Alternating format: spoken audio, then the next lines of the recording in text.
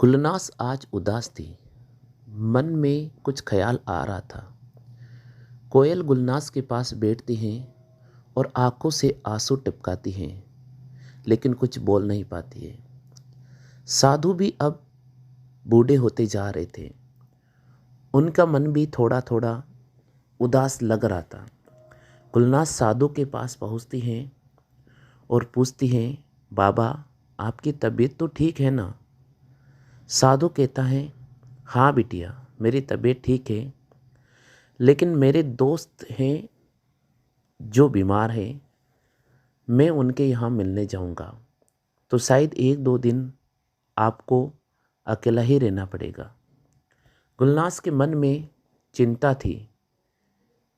साधु ने कोयल की तरफ देखा और कहा, आप तो इसकी माँ हो, आपको इसका ख्याल रखना है। मैं 2-3 दिन बाद वापस आ जाऊँगा, क्योंकि मुझे वहाँ जाना ज़रूरी है। साधु ने कोयल के सिर पर हाथ रखा और कहा, मुझे पूरा विश्वास है कि आप इसका पूरा ख्याल रख लोगी। मेरी बेटी पर किसी प्रकार का कोई आँच नहीं आने दोगी। इस प्रकार साधु अपने दोस्त के यहाँ जाता है। गुलनास और कोयल अब दोनों कुटिया में अकेले रहते हैं। गुलनास के मन में एक चिंता थी कि अगर रात को कोई अनहोनी हो जाए तो मेरे साथ कौन रहेगा। फिर गुलनास और कोयल जंगल की तरफ औषधि एकत्रित करने के लिए निकलते हैं।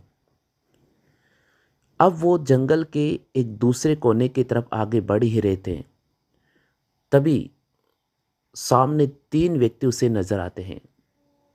एक व्यक्ति जो नीचे घायल अवस्था में पड़ा हुआ था, शरीर खूनों से लथपथ था।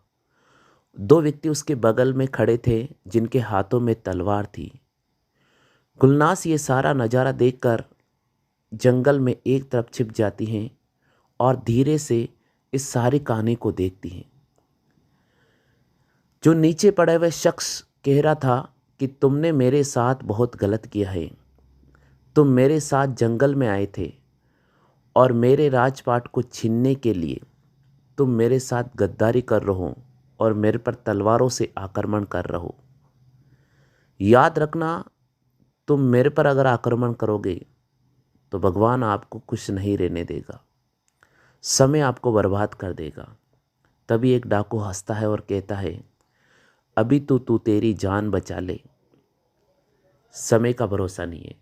तेरा महल बहुत दूर है और तेरी बड़ी सांसें अभी कुछ ही पल में ख़त्म होने वाली है।